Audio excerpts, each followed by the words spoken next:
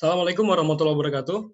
Perkenalkan, nama saya Muhammad Haikal Fasya, mahasiswa Teknik Mesin Angkatan 2017, Universitas Sultan Ageng Tirtayasa. Pada kesempatan kali ini, saya akan mempresentasikan hasil kerja praktik yang saya lakukan di PT Mercedes-Benz Indonesia dengan topik analisa clamping force sambungan skru pada proses perakitan front end Mercedes-Benz V177 Pilot Car.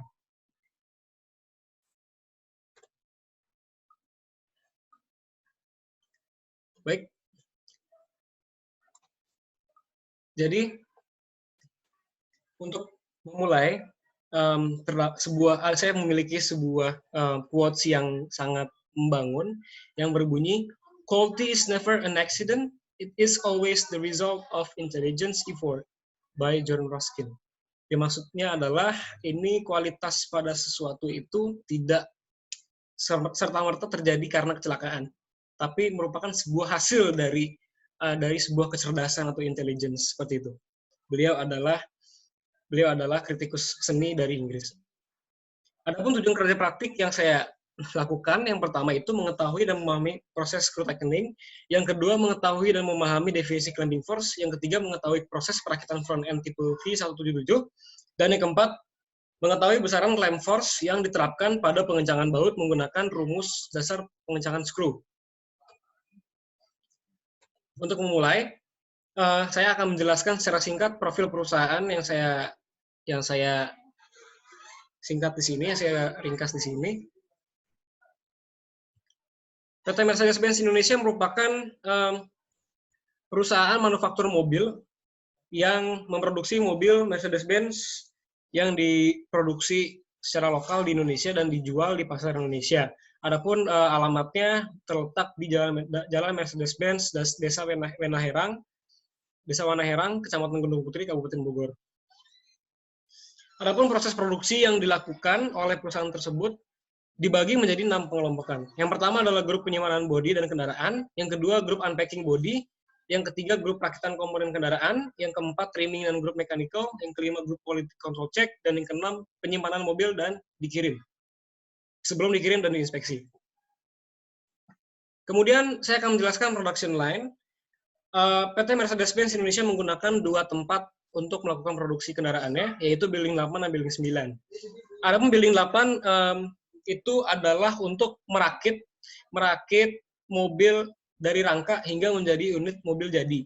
Sedangkan Building 9 itu adalah untuk merakit engine yang kemudian akan dikirim ke Building 8 dan disatukan dengan bodi utama yang dirakit di Building 8. Adapun production line, proses produksi dibagi menjadi tiga tahapan, tiga pengelompokan. Yang pertama itu adalah assembly line. Nah, assembly line ini merupakan lini utama tempat terjadinya proses produksi perakitan. Assembly line ini dibagi menjadi 2 line. Masing-masing line itu meliputi proses trimline dan mechanical line. Trimline itu adalah perakitan komponen-komponen bersifat kecil dan itu berlangsung dari stasiun 1 hingga stasiun 9, kemudian melalui quality gate. Dan juga mechanical line. Mechanical line itu adalah proses atau lini yang merakit komponen-komponen engine atau komponen-komponen mekanis, dan proses tersebut berlangsung di stasiun 11 hingga stasiun 19. Kemudian yang kedua adalah sub-assembly line. Sub-assembly line ini merupakan tempat dirakitnya komponen-komponen yang harus melalui sub-assembly atau sub-rakitan. Maksudnya adalah komponen yang perlu dirakit terlebih dahulu sebelum digabungkan dengan komponen utama. Seperti contoh adalah kokpit. Kokpit tersebut melalui proses perakitan tersendiri sebelum pada akhirnya kokpit atau dashboard tersebut, kokpit secara utuh, itu digabungkan dengan mobil. Seperti itu. Dan yang ketiga adalah finish line. Finish line adalah line penyelesaian sebelum pada akhirnya mobil dapat dinyatakan selesai diproduksi dan siap untuk diantarkan ke dealer. Finish line ini meliputi seperti wheel alignment, kemudian ada roller test, ada shower test, tes kebocoran, dan lain-lain. Ini adalah produk-produk Mercedes-Benz Indonesia yang diproduksi secara lokal. Ini adalah segmen sedannya, yaitu ada C-Class sebagai tipe atau varian terendah dan juga S-Class sebagai varian tertinggi. Kemudian ini adalah segmen SUV yang diproduksi di sini. Yang pertama itu adalah Mercedes-Benz GLC sebagai varian terendahnya, dan juga GLE sebagai varian tengah, dan GLS sebagai varian termewahnya. Dan ini merupakan kendaraan yang segera akan diproduksi di Mercedes-Benz Indonesia, yaitu Mercedes-Benz A200 Sedan V177, di mana pada saat saya melakukan kerja praktik, saya dilibatkan dengan tim engineering proyek persiapan produksi Mercedes-Benz A200 V177. Singkat mengenai Mercedes-Benz A-Class, pada awalnya Mercedes-Benz A-Class diproduksi pada tahun 1997 sebagai wujud hatchback. Dan A-Class ini telah melalui 4 generasi, di mana tahun 2020 merupakan generasi keempatnya dengan menghadirkan pertama kalinya menghadirkan seri sedannya, yaitu Mercedes-Benz A200 Sedan dengan kode V177. Kemudian, langsung saja ke topik pembahasan dari kerja praktik, di mana saya melakukan analisa clamping force pada proses tightening front assembly Mercedes-Benz V177. Ya, jadi untuk kita ketahui bersama bahwasannya front end assembly itu adalah bagian terdepan dari sebuah kendaraan mobil, di mana front end tersebut mencakup komponen-komponen yang terintegrasi seperti headlights, grill, bumper, dan komponen-komponen lainnya. Front end inilah yang kemudian membentuk wajah pada kendaraan mobil.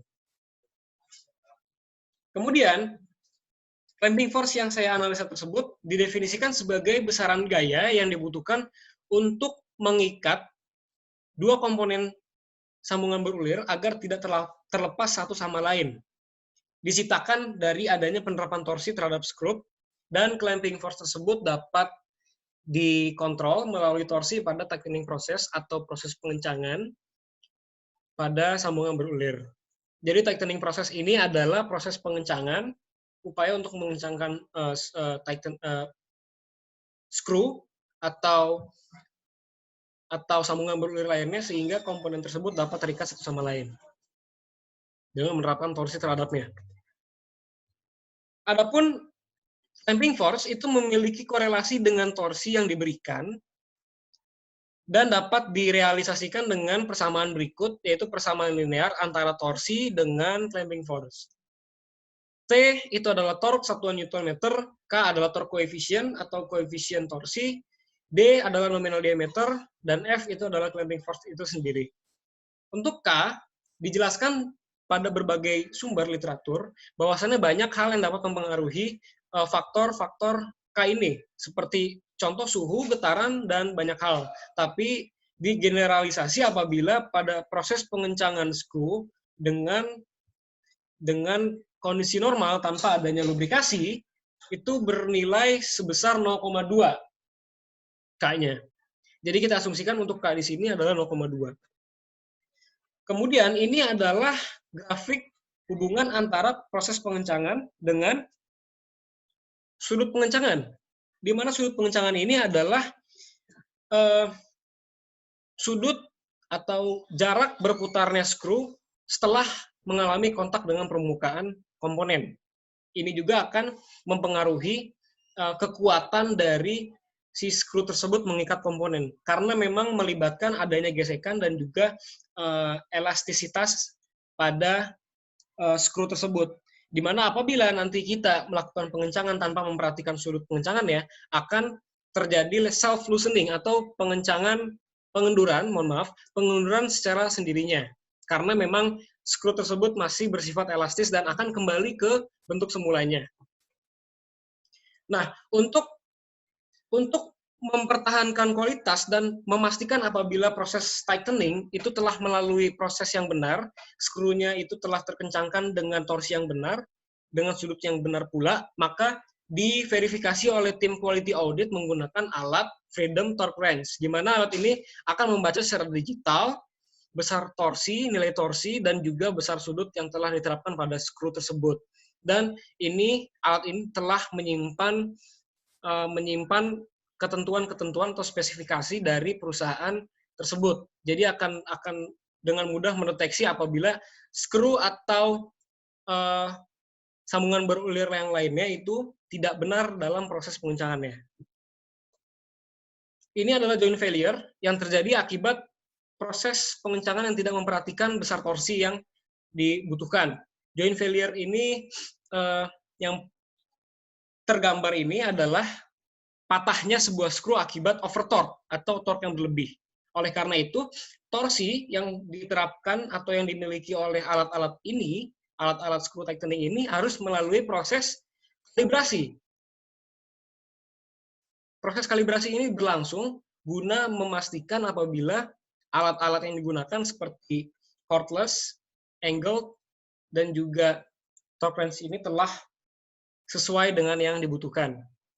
Adapun 3 alat ini merupakan alat yang umum digunakan pada proses perakitan, yaitu yang pertama adalah cordless screwdriver, yang kedua adalah angled nut runner, dan yang ketiga adalah torque wrench. Yang pertama digunakan sebagai alat umum ya, untuk digunakan secara umum. Yang kedua digunakan untuk titik-titik atau bagian-bagian yang sulit dijangkau oleh lengan manusia, sehingga membutuhkan alat yang memiliki lengan yang panjang dan memiliki sudut pada kepala alat tersebut. Ini adalah hasil kalibrasinya, dicitrakan dengan grafik sebuah komputer. Dan ini adalah hasil dari perhitungan yang saya lakukan pada clamping force dari keempat proses tightening yang menggunakan skru-skru yang telah tercantum di sini.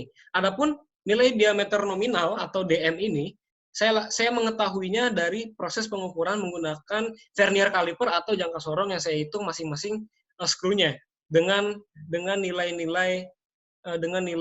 diameter yang telah saya temukan tersebut tercantum, dan saya masukkan ke perhitungan clamping force, relasi torsi dengan clamping force seperti ini, sehingga dapat kita peroleh nilai-nilai clamping force dari masing-masing proses sebagai berikut. Baiklah, terima kasih banyak atas perhatiannya. Semoga dapat bermanfaat bagi kita semua. Kurang lebihnya mohon maaf. Terima kasih banyak. Vielen Dank für Ihre Unterstützung. Ich danke Ihnen. Wassalamualaikum warahmatullahi wabarakatuh. Waalaikumsalam.